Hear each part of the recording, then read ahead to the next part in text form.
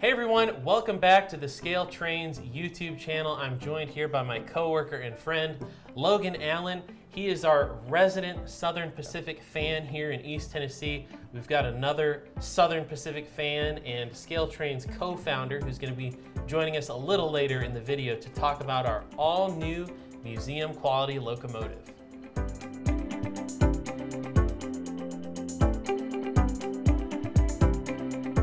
So our all-new diesel locomotive is the EMD SD45X. And if you're unfamiliar with our museum quality brand, it's all about bringing legendary locomotives to HO scale. Locomotives that either only one or two railroads had, or locomotive that truly stood out in railroad history. And the SD45X is just that. Now, Logan, I know that you actually ended up buying one of these awesome models. Tell me a little bit about why someone would want an SD45X in HO scale. What kind of a need does that fulfill for an SP modeler? The SD45X is one of those, as we said, one of those very unique locomotives. It is distinctly Southern Pacific. And for me as a modeler, this jumped out as such a unique piece. It hasn't been done before. And when I saw the pre-production models, got my hands on it, that sold me. The one I ended up choosing, in fact, was the SP Patch EMD demonstrator.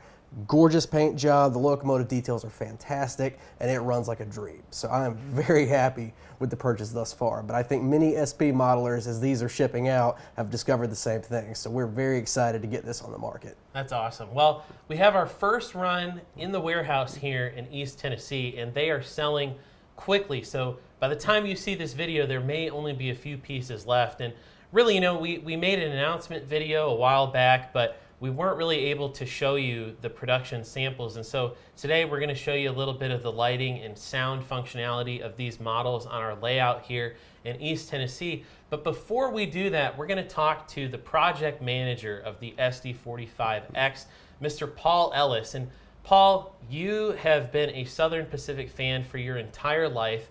And I wanted to ask you today a little bit of background on the SD45X. Tell me a little bit about the history. You know, Southern Pacific was known for having all of these kind of one-off or unique locomotives that eventually kind of set the standard for the industry. You know, thinking about the tunnel motor, for example, and how revolutionary that was. How did the SD45X come about, and what makes this locomotive truly legendary? So basically, as a lot of SP modelers would know or think about, SP, there was always a quest for more horsepower in the 70s, 60s, and 70s. You know, SP had probably had the biggest fleet of SD45s brand new. You know, at the time, that was 3,600 horsepower, groundbreaking locomotive for its time frame, and it suited SP's operational needs pretty well. You know, for delivering a combination of horsepower and tractive effort, so they could be at home pulling a hot TOFC train across the deserts in the Southwest, all the way to dragging freights up to the Sierra Nevada mountain range. And the 45X, that was a concept that EMD developed, along in conjunction with SP. Basically, they took the SD45 concept to the next level. So you went with the 3,600 horsepower SD45 to the 4,200 horsepower SD45X. Basically using the same 20-cylinder prime mover with some was kicked up a notch, so to speak. And at the same time, EMD used it as an opportunity to develop some new technologies. It was one of the first locomotives to debut the HTC truck. That was, they become standard on the Dash 2 series in 1972, as well as the Dash 2 electrical system. The 45X and the DDA40X, they both pioneered a lot of these new technologies that have become standard in the Dash 2 line. And for the SP, they bought their three, and EMD also built built SP specs, but in EMD demonstrator paint, as well as one additional unit that EMD just retained as their own personal test bed. It was built to just plain vanilla specs. But they entered service in the SP, and they did pretty well initially. They had their teething troubles like any other new locomotive model would, but they did their job, and they helped validate a lot of these concepts that EMD was going to eventually make standard. As part of the Dash 2 series. So the three SP units and in 71 or so, I believe, EMD sold their 3 SP demonstrators to SP. So SP wound up with all their SP, a total of 6, and EMD retained their personally the 5740. And they on the SP they ran out their normal service career. They were typically seen like working on the Roseville area, but they did wander around a little bit. You can see in other parts of the system. And they said they ran a fairly mundane existence. That they stood a little bit obviously with the 4 radiator fans as opposed to 3 on almost every and other typical EMD roadie at the time. They lasted until about 1984-ish or so before SP retired them. They were victims of just being system oddballs. I don't think SP was interested in trying to rebuild them like they were doing with other locomotives in that time frame. So about 1984, mid 80s, SP's 6 units were off the roster and eventually scrapped, unfortunately. And interestingly enough, the 5740, the EMD unit, it's lasted into about almost roughly the year 2000 or so. From photos that we've seen, it was eventually overhauled sometime in the late 80s, and it got a brand new coat of paint. In fact, it's basically the same paint that Oakway, the EMD subsidiary Oakway put on.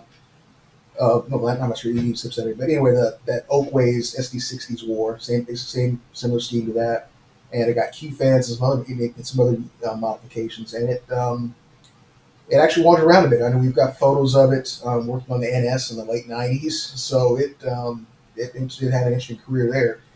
And from my understanding, EMD was planning to have it rebuilt yet again into a 16-cylinder locomotive, basically an SD40-2 internally, with the idea of using a lease fleet service. And it was sent to VMV Enterprises, but unfortunately it got caught up in some financial issues that they were having. I think they were going through some bankruptcy proceedings, and eventually it and a bunch of other stuff that was sitting in the backlog ended up getting just cut up on the spot, and they never got a chance to get rebuilt. So, yeah, it's a shame too. It was a neat looking unit. One thing I was going to ask you about, Paul, is why did the SD45X not really catch on? Like, how many total units were built again? 7 in total, and the 6 SP spec versions and the 1 plain J EMD version. It's from what it seems like the horsepower rating at the time, again, that was pretty revolutionary, the 4,200 horsepower on the single unit. But I think it was a little too much of a good thing. For a lot of, and plus, going into the 1970s, railroads really started being cost conscious of fuel, because you started getting the fuel crisis in the 1970s, and fuel efficiency over horsepower became the main concern around that time frame. So that's around the time that railroads started reevaluating SD45s. Okay, yeah, they put out a lot of horsepower, but they drink a lot of fuel. Would it make more sense to just buy SD40 series models versus 45 series models, SD45? So that philosophy won out, and throughout the 70s, the emphasis from the builders was more on fuel economy and reliability versus just raw horsepower. So that's kind of why the SD45 kind of fell out of favor. 45X, excuse me. And from what I understand, at least from some things I've read, is that EMD was looking at making it a production model. They might calling it the SD55. If it was really caught on, but from those other different circumstances, it just wasn't to be. So that was just the 45X just remained dead end as far as that went for EMD production. I tell you, that would have been something else to see. I mean, when you think about modern railroads today with the 4,400 horsepower GEVO series, back in that time period, 70s and 80s, that it truly was a revolutionary model, and I think that kind of puts it in the category of museum quality, bringing those legendary locomotives back to life. Paul, I wanted to ask you specifically about the HO scale model. So what are some of the unique details that we kind of took the extra steps to make sure we got it right? What were some of the painstaking details, and how did we go about researching the model, the prototype itself? So obviously there are no SD45Xs around that we could document or otherwise research. So it just fell heavily on using published materials as far as books, builder's diagrams, lots and lots of photos. I mean, just kind of working back from photos and trying to use those to extrapolate details as far as dimensions, that kind of thing, and using known quantities, I guess, on some components. And unfortunately, there's a lot of information out there. The SD45X, even though it was a really rare model, and wasn't really that widespread, there was still a lot of documentation made of it. A lot of river photographers out here in the West Coast, they documented them heavily. So there's a lot of photographic references out there. As I mentioned, we were fortunate to get our hands on some builder drawings and diagrams that helped out in that process. And also, we have a lot of folks we know in our orbit that help out, like Elizabeth Allen, well-known SP modeler. She was just phenomenal, and she built an SD45X from scratch, basically from Canon parts and little bits and pieces a few years ago. And so, as soon as we said, "Hey, we're going to do the SD45X," one of the first things I did was got on the phone with Liz. So, hey, Liz, we're looking at doing this as a model. So here's your SD45X will have some company one day, and talking to her, getting some feedback from her on the project as we went along, and it's yeah.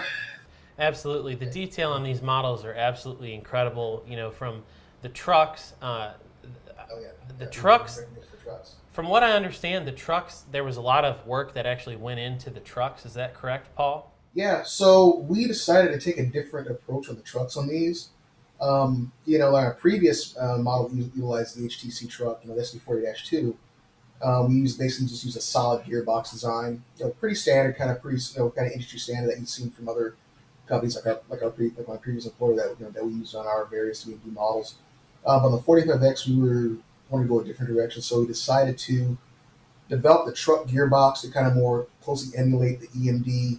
Look at the EMD prototype, where you have the traction motors that are hanging that are hanging on each axle, and which kind of gives it a see-through appearance when you look at it in profile and have daylight on the other side. So we replicated that feature, that effect on the model. We had our designers, basically design a whole new gearbox for us with that kind of profile to help simulate that appearance. So if you take a 45X model, put it on your track, and you look at it, you put the trucks at eye level, and you can just see right through all the brake detail to the other side, just like you run the prototype. Wow, that's incredible. Absolutely incredible. Yeah, that is perhaps one of my favorite features of this locomotive. And I noticed too, there's different horn placements. The bells are in different locations, like on the EMD demonstrators. And Paul, could you talk a little bit about the lighting features on this model? So again, being a museum quality model, it features like some standard features that we put on all other museum quality models. Lit cab interior, you have basically the dome lights that are operational on the model, as well as the control stand. It lights up the gauges and the instrument cluster lights up on the thing, just like I would on the prototype. And it also features our other standard features like the walkway lights, which is one of our standard features nowadays, as well as operating number boards, operating headlights. SP version has the operating UDE light, the red big hole light, and and other versions that we'll do in the future, like the later iterations of the EMD5740, it'll have working beacons and things like that as well. So.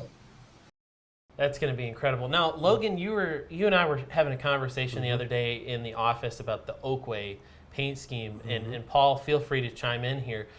What was the Oakway leasers for our customers here who don't know a lot about Oakway? What was that all about?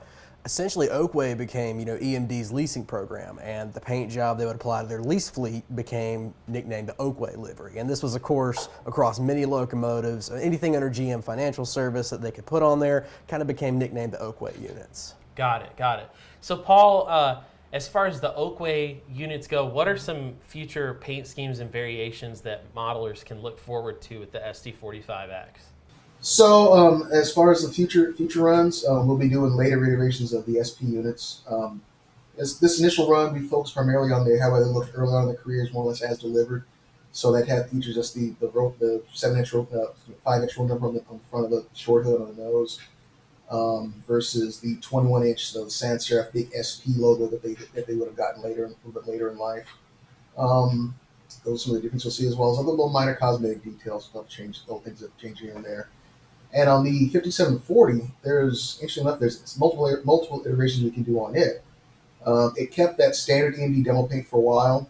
I know at some point it got a beacon on the cab roof, a prime stratight beacon, and towards towards the late '80s, if I remember correctly, it was overhauled. And when it was overhauled, it got some updated features, like it got an exhaust silencer, replaced the original exhaust, replaced the original turbocharger exhaust, as well as it got Q fans to replace the original standard EMD 48-inch fans. So those would be, around the same time. That's when it was repainted into the lighter blue and white, like we like to call the Oakway paint scheme. That's kind of based on what EMD put on the the SD60s that didnt leased. Is when they had a really distinctive look, and unfortunately didn't get saved or rebuilt as they were intended to do at some point as a lease unit. So. Well, unfortunately, you can't save them all. But I will say, I think that our product development team has done an absolutely incredible job at scaling down the SD45X. For us younger guys, Logan and I were in our 20s. We never got to see these locomotives run in real life. Being able to see them on our layout here in the office, hearing what they sounded like, they really truly were beasts of a locomotive. And I really think that they fill a gap, wouldn't you say, Paul? That they really fill a gap for modelers who are looking for that huge high horsepower locomotive for their Southern Pacific layout. Mm-hmm. And the interesting thing too is the 45Xs, they did get around.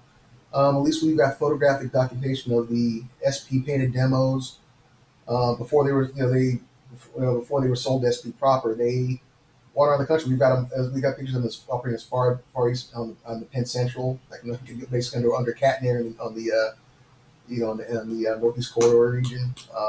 So they got around a bit. There's numerous photos out there, and some of the railroad rail fan sites that you can see 45X is operating all across the country. So it's, even though it is an SP engine, it's not exclusively an SP engine. Most guys or gals that model whatever railroad they may be on the East Coast or Midwest, they can more likely, if it fits in their time frame, they can more likely find a reason to get an SD45X and have it in their layouts. And honestly, they're modelers who we've talked to, Logan included. He wasn't necessarily looking at an SD45X. It's a little bit outside of his era, but Logan, what made you pull the trigger on one? Once I saw it, like I said earlier, the demonstrator paint job for me, gorgeous metallic blue simulated, just a fantastic looking engine. I run a lot of mixed SP consists. This can dial in there, but once I got my hands on it, the weight, the way the paint looks, I was sold. Yeah. Quick and easy sell. Well, and it's kind of interesting too because, just looking at the demo units, there are paint scheme variations here, like the placement of the EMD logo on the side of the cab. 9504 doesn't have that logo on the side of the cab. So it's really interesting too, and it kind of reminds me of the Missouri Pacific paint scheme a little bit, the Eagle. But like Logan said, the pictures that we have on our website, our photographer, Ken Johnson, he always does such an amazing job making the models look as if they're the prototype. And, even with all that talent, the pictures just don't do it justice. So if you're at one of our upcoming train shows, make sure you take a close look at the EMD demonstrators. And of course, those Southern Pacific locomotives in that bloody nose scheme. They're going to stand out on any railroad, and we've delivered now with the tunnel motors, several different runs of tunnel motors. These locomotives are going to look great right alongside those tunnel motors and SD45s, and even Cotton Belt GP30s, which I'm sure we'll have later variations of down the road. But this is a great time to be a Southern Pacific modeler, and really I've got to give kudos to you, Paul, and the rest of our product development team for making it. I would argue that this, and Logan, since you are an SP modeler, maybe you can chime in. I would argue that this, if you're a diesel era modeler of Southern Pacific, that this truly is the golden era to be an SP modeler. Absolutely. Never before have you been able to get a turnkey locomotive with every light that SP had, class lights, gyro light, UDE lights that work. On our tunnel motors, they're on both sides of the locomotive. For these guys, they're just up front, but it's phenomenal. Never before could you go out and get all this fully loaded, unless you wanted to do the install yourself or custom lighting. But we do the hard work for you guys so you can sit back and enjoy your trains. Absolutely. Yeah, that's very true. I know I know from my standpoint too, being modeling SP as long as I have, and when I first really got into the hobby, in the early '90s or so, as far as SP models, okay, you had the tunnel motor for one of our competitors, it was a basic model, and a lot of these details like you mentioned, Logan, you got to do on your own. I remember I've spent plenty of time with an X-Acto knife and needle files cutting in, the SP light package and stuff on models that didn't have it from the factory. Now it's just like, okay, here you go. Here you go. All the SP details down to the horns, lights, and everything. Yeah, and the lighting really brings it to life, and the sound too. We're grateful for our partners at ESU. That it really truly brings it to life. The other thing I wanted to mention too is that our SD45X is as is standard on ScaleTrains locomotives from the operator line on up. They have the ESU power pack. So if you run across a pesky switch or maybe some dirty track, these locomotives will keep on rolling with the lights and the sound, and it's just an enjoyable experience to be able to take this right out of the box. And speaking of the box, the museum quality line is all about presentation. So when you take one of these locomotives out of the box, it's different from our standard rivet counter boxes. It's got a magnet on it. It has the full history of the locomotive. Shane kind of likens it to almost getting a piece of jewelry. That's kind of what it's like for us guys. Just beautiful presentation to go along with the beautiful model. So, Paul, I just want to say thanks so much for joining us today here. I wish that we had you here in studio in East Tennessee, but it's great to see you. I hope to see you at an upcoming train show. Thanks for all your hard work on this amazing museum quality locomotive. For our customers, there's, like I said, not a whole lot left from this first run. There's very few left. So if you've been on the fence about ordering one, click the link in the video description. Go to ScaleTrains.com. Place your order today. And in the future, we're going to have additional runs of this locomotive. But same thing, the demand has been pretty well for this unique locomotive that SP and EMD had on their rosters. So with that said, thanks for tuning in today. Make sure you subscribe to our YouTube channel for more product videos just like this. And also, don't forget to subscribe to our email newsletter. We send one out every week where you'll be the first to know about new arrivals and new announcements. So with that said, Logan, thank you as well for joining me here Thanks today. for having me. In studio. I hope to see you in more future ScaleTrains videos. Thanks for tuning in, everybody.